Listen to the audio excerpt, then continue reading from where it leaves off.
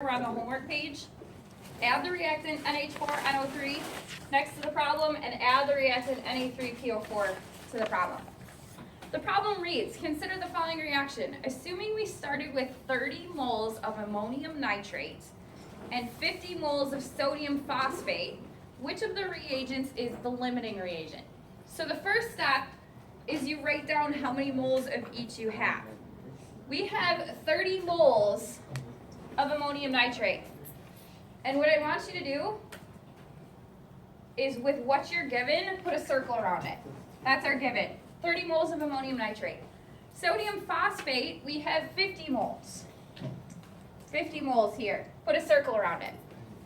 What you're going to do is you're going to use your ratio in the equation to figure out how many moles of each you're going to use and produce. So looking at this example, we have a 3 to what ratio? 3 to what ratio right here? 3 to 5. 3 to 1. So are we going to divide by 3 or multiply by 3? Divide. Divide by 3. So we're going to go from 3 to 1. 30 divided by 3 is going to give us 10. So put 10 on the line. Here we have a 3 to 1. We've got 10 and a 3 to 3. We've got 30.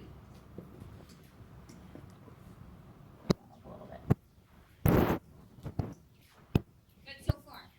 Use your mole ratio to fill in the table. Second line.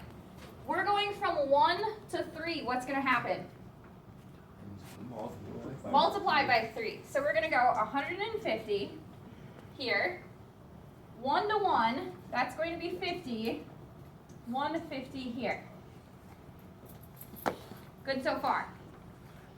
That's the first thing you do. Fill in the table. Second thing you need to do is figure out which is limiting and which is excess. So take what you started with and subtract what you used. We've got 30 minus 150 gives us what? 30 minus 150.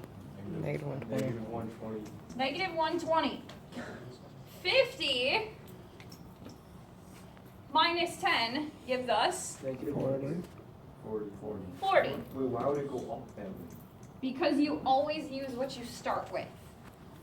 Start with what you're circled. What circled is what you start with. Subtract what you use. Okay? So 50 minus 10, positive 40. My next question. Which is excess? Which do we have excess of? Which do we have leftovers? The 40. The 40. So we would say this is excess. That's our excess reagent. So what is limiting then? The negative 120. Negative 120. So we call this our limiting reagent.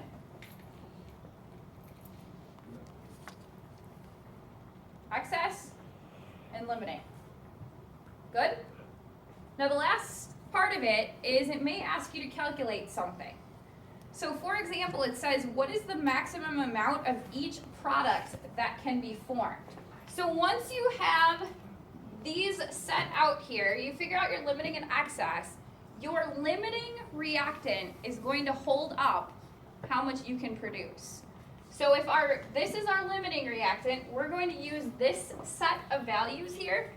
So we'll put a star here, meaning that we can produce 10 moles of that and 30 moles of that from the equation. That's how much we're going to produce. We don't have enough to produce 50 and 150 because this equation is our limiting example. Good, Tanner.